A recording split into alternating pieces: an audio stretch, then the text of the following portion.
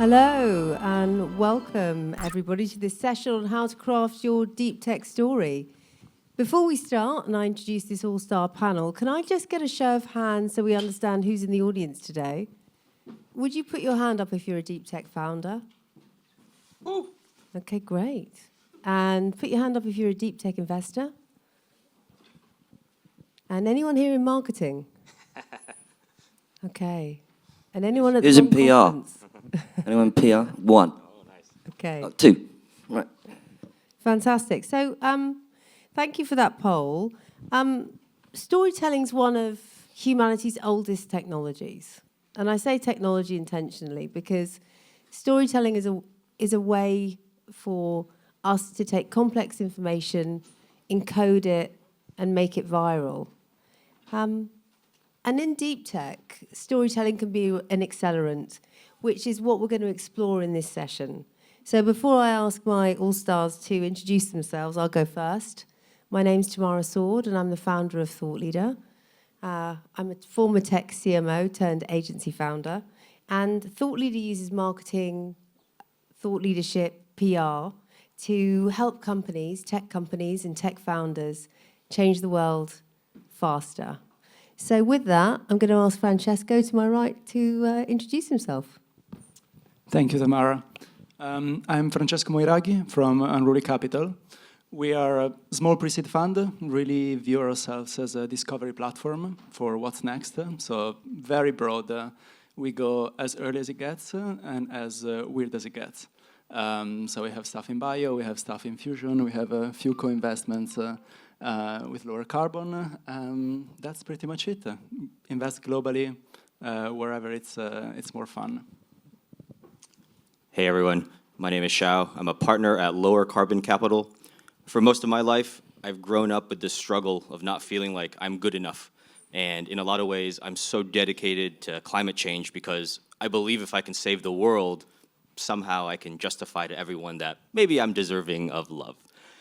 I spent a lot of time working with my founders on teaching them how to convince people to do irrational things, to convince the best people in the world to quit their jobs and work for them, or to convince assholes like me to give them millions and millions of dollars. The way they do that is through storytelling, and I'm very, very grateful to have this opportunity to share some of that with you guys all today. Hello, I'm Mike Butcher. I'm a journalist with TechCrunch. Thanks, Mike. Guys, we've just lost it, but I don't know if the AV guys and gals can bring back the QR code, but during this session, I would really appreciate it if you would do my job for me and send me lots of amazing questions. And I'd also appreciate it if I could get the iPad that I was promised with those questions. That would be fantastic. We'll be posing questions to the panel at the end of the session, or near the end. So let's crack on. Okay, so we've got a lot of founders in the audience. They are selling to highly technical buyers much of the time. They're raising from deep tech investors. Why do they even need a story? I mean, isn't having groundbreaking technology enough? And I'm going to go to Mike on this one first. That's a very good question, actually, because I think probably traditionally, many years ago, people who are coming from the sciences didn't really court publicity. They went into peer-reviewed journals. My father was a malaria scientist for 40 years, and I was around his house the other day and said he was terribly excited because he was having a paper. He's retired, by the way. He was having a paper published in the Lancet. But now, of course, in the 21st century, publicity is very key to business and companies, and so now, you're obviously in the traditional sort of normal sort of technology industry that we're familiar with, like B2B SaaS and enterprise software, etc.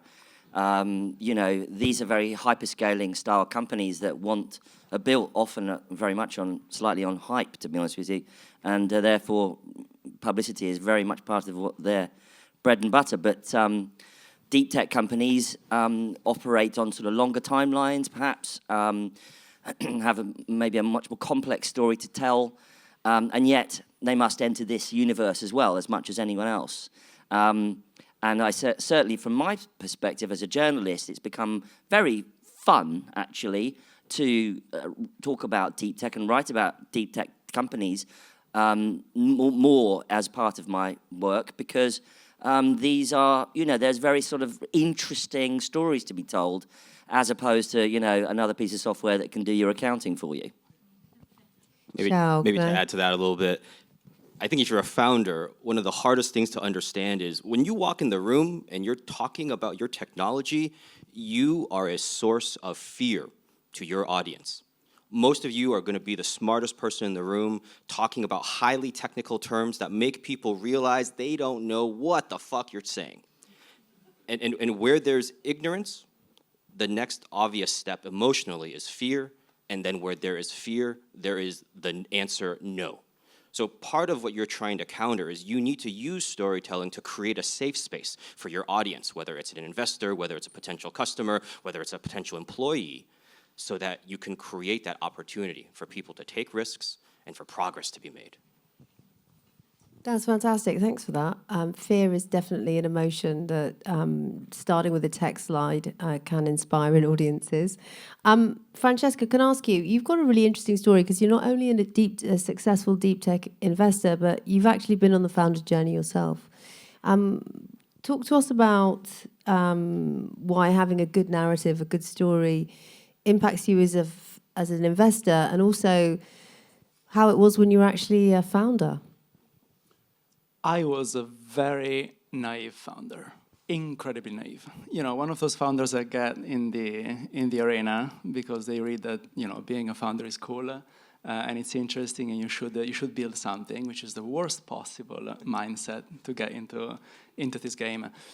And the truth is that when you start working on the number of layers, you discover the number of layers of complexity that are involved with building a business in this space. From the hiring side, from the technology side, from the deployment side, the idea that is still, disingenuous also in traditional software that the product can sell itself becomes so silly and so immediately counterintuitive.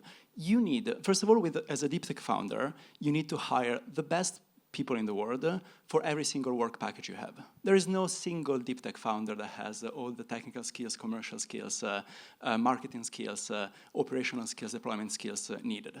So you need to really become an attractor for the best people in the world. And this could be just an example by itself.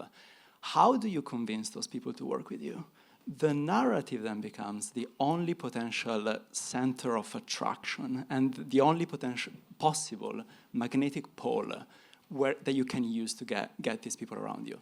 And it's the difficulty of getting people that can be paid, $500,000, any whatever. It used to be called FANG, and now I don't know what it is with NVIDIA. To come with you, earn what? 120K plus stock options that are worth peanuts. So there you see, when you start peeling off all the layers of the complexity of building a company of this kind, and the same example I made with hiring is the one that you can make for deploying your first system, right? Like, why would somebody from an S&P 500 company that has way better things to do to listen to a random founder should trust you to deploy a system and to take a risk with a pilot system? When you see that level of complexity, then you understand how the narratives is basically the only thing that matters. Like, can you convey the message of why you're building one of the most important companies of your time? Can you convey it to that complex panel of stakeholders that starts with investors and goes on to talent and goes on to customers and goes on to regulators and everything else? So that is my journey from way more naive to a bit more aware type of builder. Now I want quick answers on this one. Who's doing it well? Who's smashing the story? Shuo? What do you mean, who? Which companies and which founders do you think have got this right? Just so people can take a note and go and have a look afterwards. That's hard. pass for now. Sorry. It's You're allowed to use your own portfolio companies as an example, if you want. Man, this is hard. I really like how SpaceX tells their story. I know it's not popular to like Elon Musk companies at the moment, but SpaceX always captured the imagination of people, right? Who hasn't been a child thinking about space, thinking about pushing the frontier? When people think about SpaceX, I think they think about the future of civilization, a much kinder, more compassionate civilization, and that's always what made their story so compelling. Yeah, they could have said we're making reusable rockets, but instead they said we want to make humanity an interplanetary species, and that is storytelling. Mike, who's impressed you? Not Elon Musk.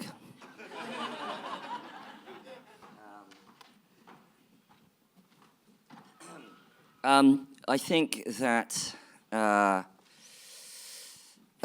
you can. The thing is, you can start off with something that's quite complex, and if you go in, especially to the media, with a very complex story, and obviously you might be doing something very complex. Fair enough, but you're not gonna get out the door really. And so I think selling the vision has become very much the idea. I did a story the other day, a few months ago, I guess, about a company that was doing molten salt as a battery.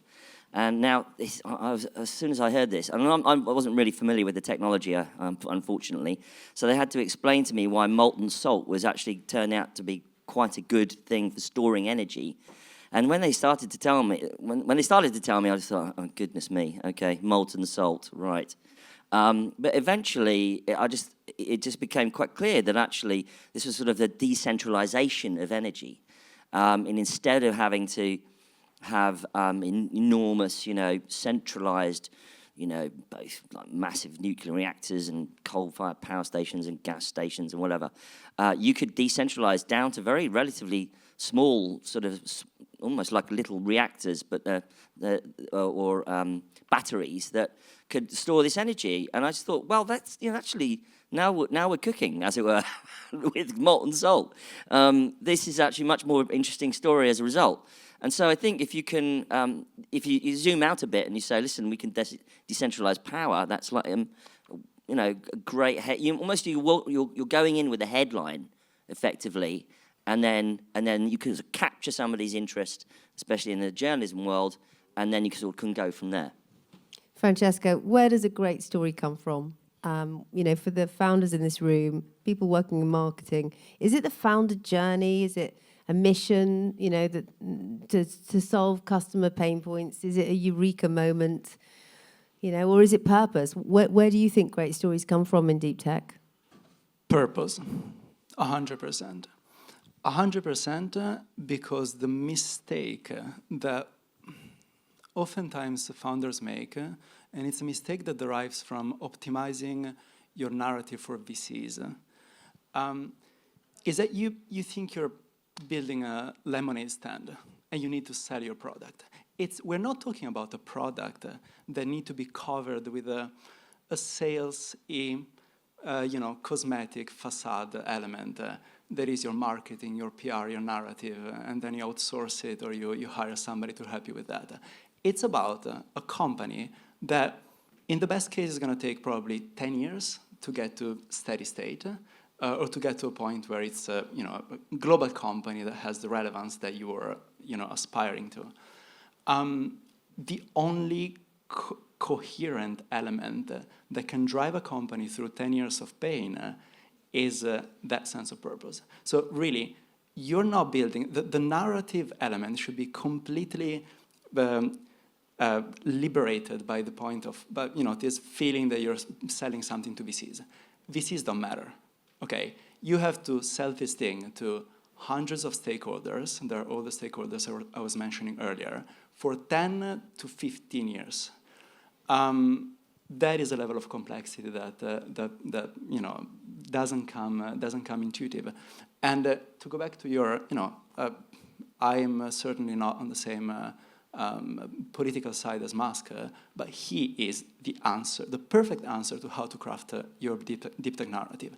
Because what you build there is not a little product, and then you say, oh, we're gonna do return capsules to slash your cost to orbit.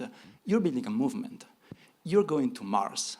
If you take any highly successful company in history, they look much more like an avant-garde than a product. Apple was built. You look at you watch all the Steve Jobs videos. Apple was built with the intention of injecting liberal arts into computers. That's an avant-garde. That's a movement. NVIDIA is a movement. Stripe is a movement. SpaceX is a movement. That's the level. So, guys, you're not selling to VCs. You're selling to 15 years of history. That's what gets you to build an important company. Shuo, I'm really interested in lower carbon capital because you've lent very heavily into, well, one thing is purpose and the other thing is swearing. Can you talk us through where you see good stories come from? Yeah, I think I take a lot of inspiration from history and where people ultimately developed from. If you look 2 million years ago in the past, neuroscientists believed that there were two main things that catalyzed the growth of what our modern brains are like. The first thing was walking upright, which involved us developing the right motor neuron connections to do that. But the second thing is that we started gathering in larger and larger clans and communities, and the brain had to also increase in size to handle the complexity of all those social interactions. And so I believe even today, it's very, very difficult for our human brains to understand stuff because fundamentally the human brain was designed to understand people and social connections and the nuances around those connections. So when I talk to founders, the most compelling founders are able to really articulate not what they're selling or building, but really tell a compelling story of self. Because the story of self is what opens the door that allows the founders to make other people care about that thing that they're actually building. If you create a narrative for yourself and make people believe in you and care about why you're doing this, I think that opens the door to do exactly what Francesco said very, very effectively. And how should the story evolve over time? Obviously, everyone who's a founder is on a journey, it's commonly called. How does the story need to shift from that pre-product point through commercialization and scale? Mike, how do you see storytelling evolving as companies grow? I think I concur with my colleagues on the panel that storytelling is incredibly important. And I think actually you shouldn't really, even though you might be starting out with quite a small product or a small company to begin with, you do really have to think about, I think it is worth really thinking about the vision, the longer term vision, because it is going to be a story you're going to have to tell for quite a long time. And it does help, I think, to sort of stay on message, effectively, as they say. But there are sorts of tactical things that go on. So, for instance, you might raise a seed round, and you're telling your story at that point, and it's sort of a tactical issue that you want to announce a seed round, and you get out the door. Hopefully, they'll sort of alert some other investors that you exist, so that you can eventually then get to the A round. But what happens in the sort of fundraising process, especially when you're talking to outlets like TechCrunch, is that at some point you are really, when you're really motoring a post-Series A plus, getting to the B round, you're really motoring as a company 100%, and you're scaling. So, and the story sort of shifts slightly away from you're on hypergrowth scaling to what are you doing exactly? How are you changing the world? What is going on here? And that becomes, maybe it's worth thinking about that narrative about what you're going to do, beyond that, and what you're sort of doing in the world as well, rather than just the sort of the tactical things about fundraising and stuff like that. Can I get into the nuts and bolts a little bit as well? I'm interested, who owns storytelling in the company? Is this something that founders need to own? Is it something that can be easily delegated to other people on the team? Do you need to bring people on board who are particularly good at communication and storytelling to help you on this journey? Shuo, what's your perspective on founders and who owns the story? Yeah, I have a very strong perspective here. The whole point of this panel is to highlight how important storytelling is. And something of this magnitude of importance, I think, cannot be trusted to anyone except the founders of the team. In a lot of ways, it's like, who's better suited to tell the story of your baby? Who's better suited to tell that deeply personal story of why you, as a human being, are taking the risks for the next 5 to 10 years to build this? Anyone else, I think, is doomed to tell an inferior version of that kind of story. And in fact, when we back founders, we really, really look for that storytelling potential, how capable you are of kind of developing that unique story. Francesco, I mean, you know, a lot of founders have come through academic routes. They've come from the lab.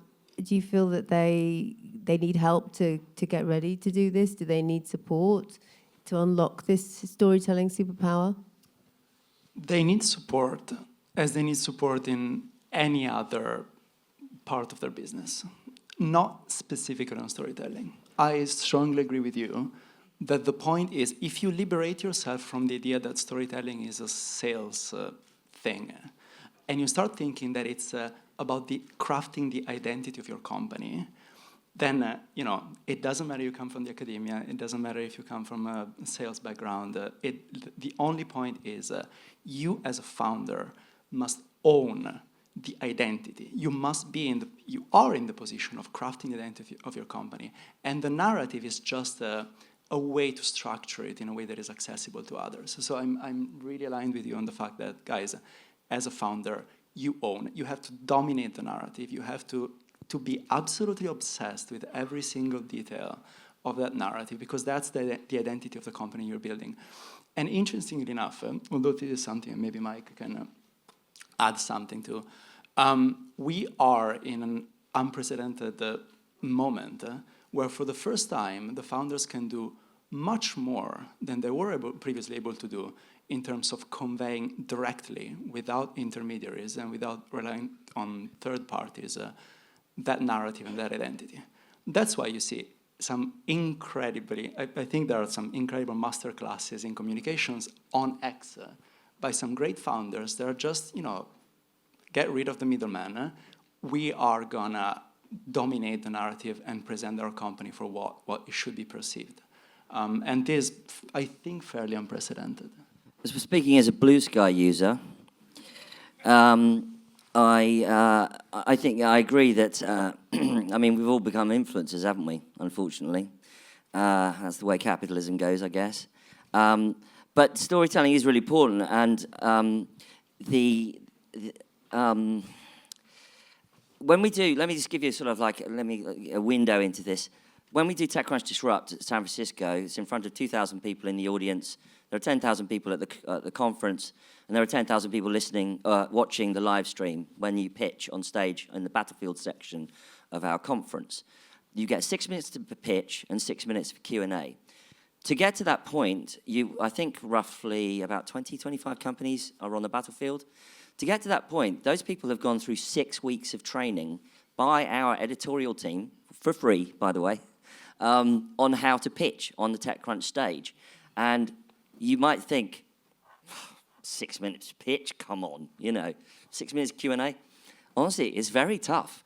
And that pitch process actually sometimes changes the company, because they start to work that muscle of how to talk about their company and what their what their vision is, what their long-term, their short-term vision, their mid-term, their long-term. And things start to change in that company. It's very interesting. And they go in one way, if they get accepted onto the battlefield, they go in looking like one company, and sometimes they come out a little bit different, actually. This is quite interesting. Just by that over and over talking about what they're doing. And I think, especially in Europe, it's a real muscle that we can really improve at just practice. And it's very interesting, because the more you do it, the more you realize there are chinks in the armor in the storytelling, and there are things that you are going to have to change, and questions you will have to answer. So it's very, very interesting, the whole process. You think it's very simple, a simple 6-minute pitch, but actually it becomes quite dramatic about how it changes your thinking, your own thinking, and sometimes the story around your own company.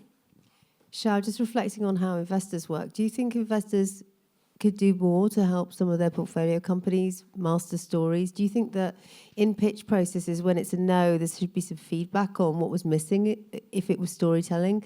Do investors actually understand storytelling?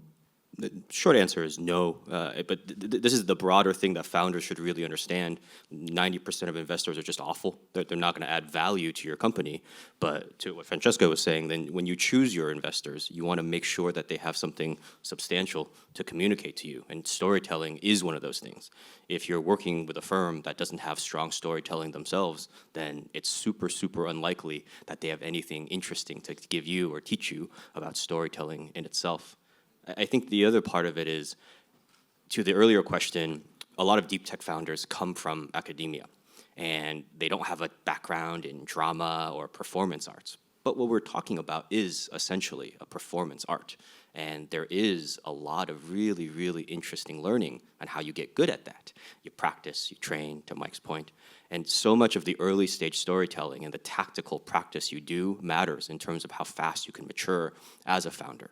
Finding ways to create positive feedback loops, to actually find safe spaces to start telling the story, but also to start telling the story poorly so that you can get that feedback and work on it to become better with your intended audience, whether it's investors, whether it's other founders, or whether it's potential customers. Founders that master and find creative ways to do that feedback loop then get better faster, and then they survive and they ultimately succeed. Francesco, do you have a point of view on that? The investor community and storytelling? I agree on the point that most investors are, at best, neutral. We are clearly the good ones because we're on stage here, of course. Statistically speaking, we're not. But maybe. How many investors were here? Yeah, maybe. There is, it's true, founders will need help, founders will need support. I'm just much more, maybe my perspective is more pre-seed, which is at a stage where there is zero marketing, zero facade. The logo is awful. The deck is abysmal, like it's horrible. The worst deck ever for every single company you see. So that doesn't matter, right? Like I discount that to zero. And then storytelling really becomes you can always only improve from there. But at pre-seed, or when you come in early, it becomes even more evident that narrative is about identity. It's not about, you will have a fancy logo at some point. It's okay. You will have a fancy website with all the weird animations. That doesn't matter. The earlier you get, the more you see that the storytelling is a pure element of identity and how a certain founder thinks about their company in the first place and what they want to build and what they want to create and what that company will look like. I'm a bit concerned that we're building a kind of a nation of reality distortion field, Steve Jobs wannabes. I do think you have to be authentic. Just be yourself. There's no one else like you. You are unique. So don't try, Adam Newman from WeWork, jump on stage and jump around on stage and talk about culture and, beer on tap in WeWork and God knows what else. But you don't have to be like that. You have to be yourself. And I think you are becoming sort of more authentically yourself in the way you talk about your company and be yourself, 100%.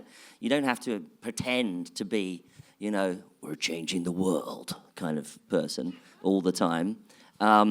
You can say you're making impact in certain ways.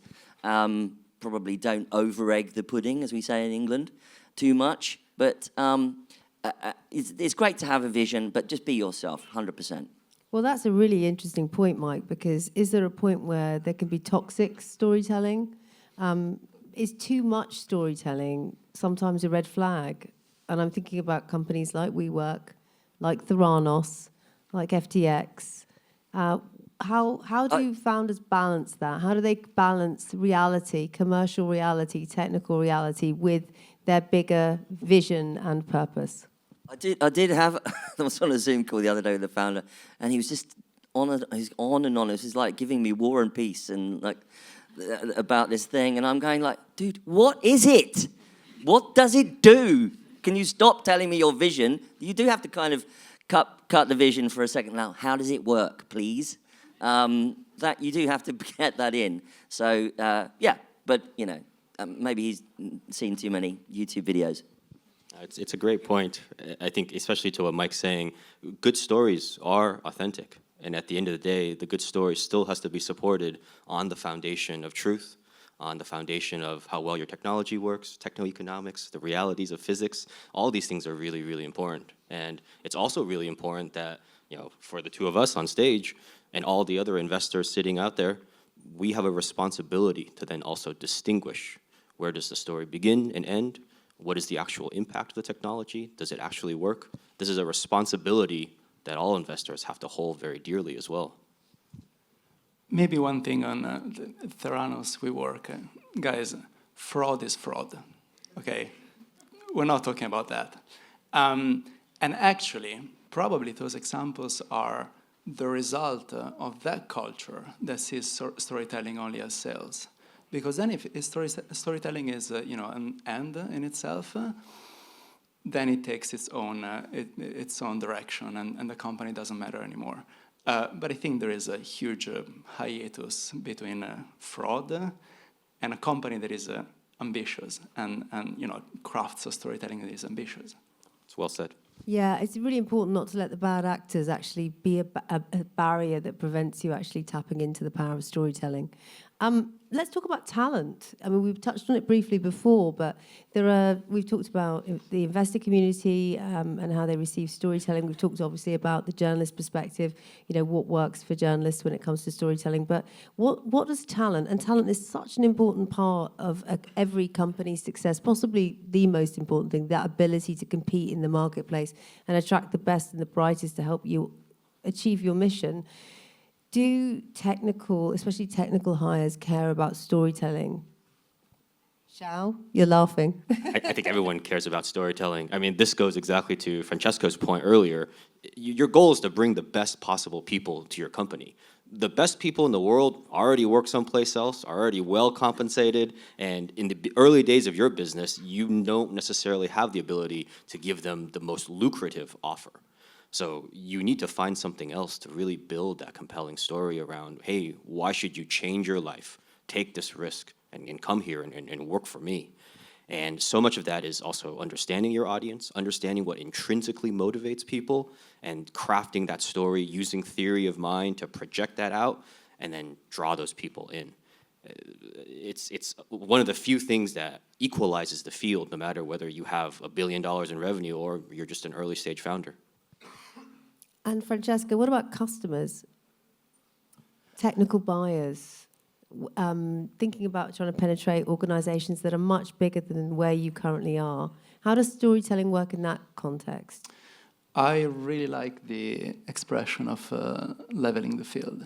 That is probably the single most important superpower of storytelling. And it applies to talent as well as it applies to customers. To my earlier point, why would a company, a public company, spend time with you and waste the time with you for something that is highly unlikely to fail? The only way to level the field and to present yourself as a reliable partner, that company will spend money on, time on, resources on, and also part of their image, right? In a partnership that becomes public.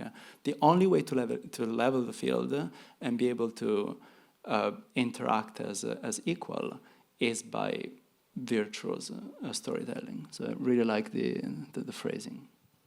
And then I'm going to move into the Q&A section here because there's a question come in about the biggest differences in marketing and storytelling between a company like a B2B SaaS company and a Deeptech company. What do you think, Mike? Do you think there's a difference in the types of stories and marketing techniques that these companies use? Are there different approaches? Do you think Deeptech can go bigger and go harder than SaaS? I mean, it's difficult to compare the two. They're different, quite different. the messaging coming out of B2B SaaS is like, we're going going to sort of scan your receipts faster or God knows what else. I mean, these days the storytelling right now is AI. So, that's the big trend, and obviously that we're on generative AI. And so everyone's got an AI angle. You are not alone if you haven't. You think you are on your own with an AI angle. Everyone's got one. I mean, you've kind of got to think of how you're going to stand out a bit. I mean, the advertising world has a phrase called cut through. In other words, you've got to cut through the market and stand out. And, in journalism, we have a phrase, news is not dog bites man, because that happens there's somebody's being bitten by a dog somewhere all the time. It's man bites dog. So, the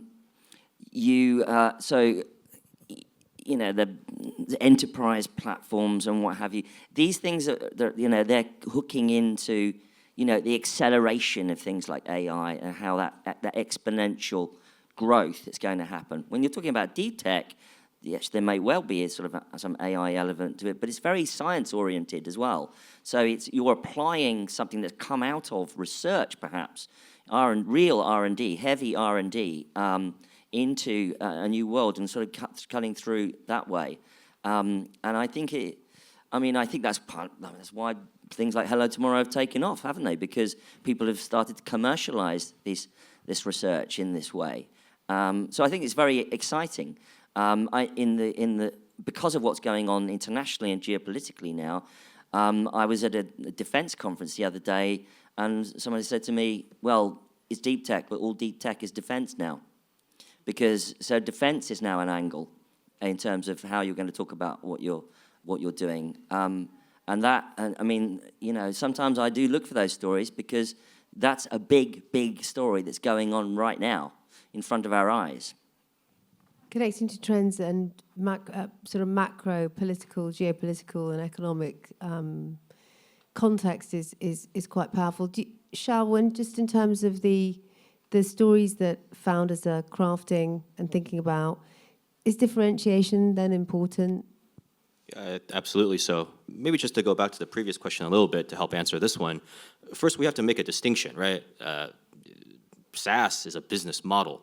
Deep tech is a kind of company and technology, right? You have to find the uniqueness in your own specific situation, regardless of your technology, regardless of the business model. And the more you can understand that unique angle of what you're building, the more equipped that you'll be to actually tell the most compelling story. And you will have to be very, very agile with it, whether it's to investors or customers or talent, but also as times change, as the moment exists as we live in today. I oftentimes think about it as, I grew up on a farm, and we oftentimes had to load up crops into this like old horse cart. Sometimes a horse was available to pull it, sometimes a donkey, but a lot of times we didn't have any animals, and then my dad and I would pull that cart, right? You just choose whatever narrative that is necessary to push your personal story forward and to get the company the angle that it needs. There's a great question coming from the audience. It's anonymous, sadly, but how do you not sound like a dreamer, Francesco, but authentic when you're talking about something 10 to 15 years in the future? What are the things that founders need to keep in mind? You can sound like a dreamer, but lack of substance is very easy to spot, right? And it's Mike asking, okay, but what do you actually do? So lack of substance is one question away.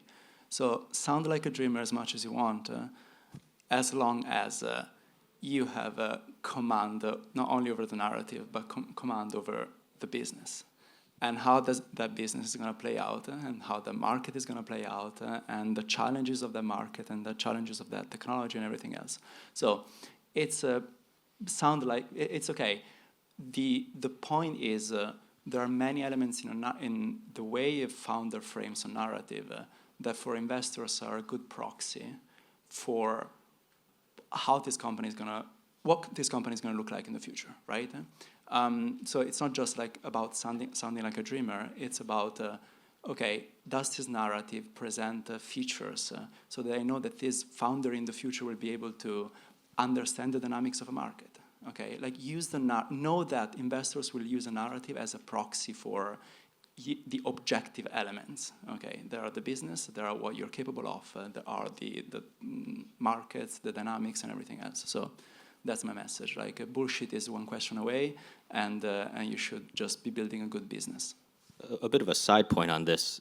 I think one of the worst things that's happened in this ecosystem over the last 20 years is people have gotten so enamored with this idea of being a founder or raising venture capital. That's seen as such a hallmark of a success when in reality, not every business should be a venture-backed business, right? Like this is a very, very small part of the world, a very, very small part of even what it's like to build a company. Not all companies should be venture-backed companies. Some should go and get money from banks. And some people, maybe they are dreamers if they're really thinking about pitching something that's 10 or 12 years into the future. And so that early selection screen and getting the feedback as you think about launching something, I think it's important to remember that this might not be the path for everyone, and that's okay. Just one quick point is that don't be afraid of talking about your vision or talking about your dream, and because it's going to excite somebody, I dare say. And the dream is the Trojan horse for the story that you're going to tell inside the company that you're talking to, the investor you're talking to, and the person you're going to hire. I've got another question from the audience. I think we can squeeze it in. This anonymous character, someone anonymous again, while I agree with Shuo and Francesco that founders should own storytelling, it is a learned skill and most founders don't have time. Thoughts in engaging experts, e.g. an agency, to help founders develop and learn that skill? Mike? No. When you're doing a tech company or a high growth company, a deep tech company, 50% of your job is communication. If you're a founder, 50%, 100, maybe even more, 60, 70% maybe. Communication. If you can't communicate what you're doing, because you are trying to do something unusual and different in the world, you're not selling socks, okay? Everyone knows what a sock is. If you're selling, like the guy who did a demo downstairs of like a microchip printer that could work in space, that's a different thing. And to be fair, I think he probably could use a few lessons in storytelling. But he's a lovely guy, and I'm sure he'll do very well. But communication is so important. And of course, I would say that as a journalist. But you can't get away from it, and you can't just leave it to marketing. You can't leave it to an agency because they're not going to be able to tell your story if you don't know your own story yourself, right? If I understood the question clearly, though, it's okay to get help. But at the end of the day, it's the founder's responsibility. And it's exactly to Mike's point, because most of your job is communicating the vision. Francesco? It's been said. It's been said. So, final question then. For founders who are currently starting their pitches with the tech slide, what one piece of advice do you have on how to go from storytelling 0 to 1? Who wants to take that one? Shuo, you're looking at me. I certainly don't mind starting. I think the quality that I find most common in great storytellers is that they're very comfortable with themselves. And because if you're comfortable with yourself, you can do exactly what Mike mentioned really well, is be authentic. You can talk about yourself in an authentic way, and you can lay the foundation of creating a very comfortable and safe space with others as well. Mike? In the military, they often use the phrase that, you can't anticipate how you're going to behave in a certain situation, but you can train for it. And as soon as that situation happens, your training kicks in. And I think that founders and entrepreneurs do need to train in a similar manner for scenarios where they're going to have to face a journalist or an investor or a corporate partner, perhaps, or a politician even, perhaps. Train, practice, rehearse. Do it in front of the mirror. And I'm talking about the pitch, by the way. Just keep practicing, rehearsing. Get your 30-second pitch down, get your 2-minute pitch down, get your 10-minute pitch down, rehearse, practice, and then once it'll happen to you, you can trot it off, and someone will know, thank you, now I get it. Francesco? It's in part the same answer to the previous question. It's you don't need an agency, but you need to surround yourself with the best possible people, and that's just a truth, a horizontal truth to your business. There are, you see that the best founders are always connected with that person you're thinking of connecting them with, and they're already in touch because they know where they can get the best advice. They know where the best model for them to unlock a certain problem is at a given point in time. And that applies for narrative as well. Like surround yourself with people that can provide great examples. Yeah, and talk to other founders as well. They're often absolutely fantastic, the best source of advice. We didn't have a panel today, we had a masterclass. So I'd like to get a round of applause for my incredible speakers. And what did we learn? Well, we learned if you're a founder, be guided by your purpose. Let that guide you. It's okay to get help, but you have to own it. And when you're picking investors, pick investors like these guys here who were fantastic storytellers. Thank you so much, everyone. Enjoy the rest of the conference. Thanks. Thank you.